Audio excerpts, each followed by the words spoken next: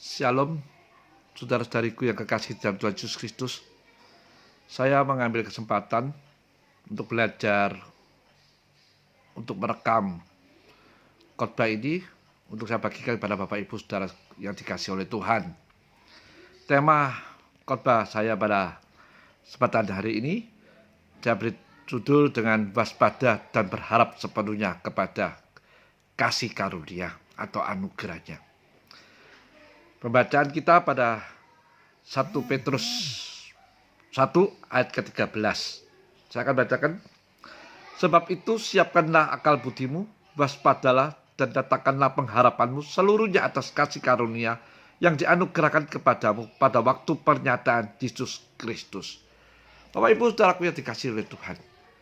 Kehidupan kita ini sebagai musafir atau pengembara yang sedang melakukan perjalanan untuk mencapai tujuan akhir, yaitu mendapatkan keselamatan yang sempurna. Kita tidak hanya perlu menyiapkan, kita tidak hanya perlu menyiapkan pikiran, kita pun perlu waspada seperti kata firman Allah dalam 1 Petrus 1 ayat 13. Sebab itu siapkanlah akal budimu, berwaspadalah, yaitu berpikiran sederhana, tenang, bijaksana, dan wajar. Dalam perjalanan rohani ada banyak perkara kejadian.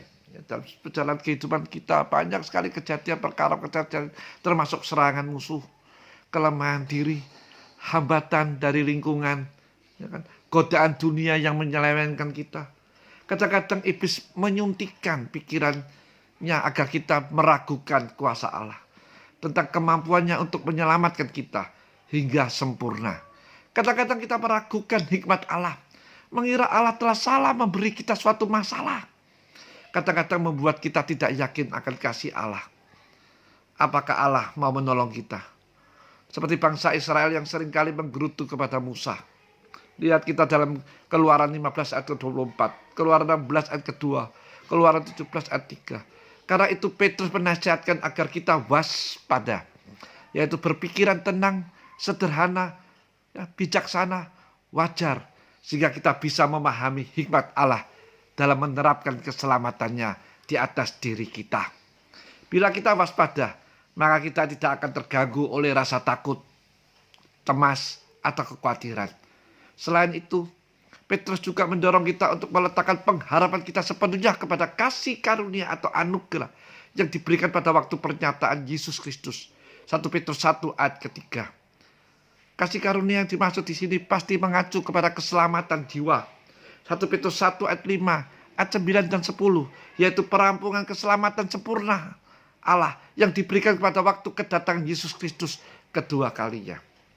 Ketika kita beroleh kepenebusan dan dilahirkan kembali, kita menerima kasih karunia dalam 1 Petrus 1 ayat 2-3. Tetapi kenikmatan akan kasih karunia ini belum pada tahap sepenuhnya, hanya mencicipi. Karena itu dalam 1 Petrus pasal 1 ayat kedua, Petrus berkata, kiranya kasih karunia makin melimpah atas kamu.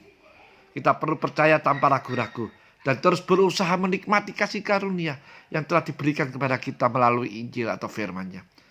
Janganlah kita bersikap seperti bangsa Israel yang mati berguguran di padang gurun karena tidak percaya. Ibrani 3 ayat 17-19. Marilah kita berdoa.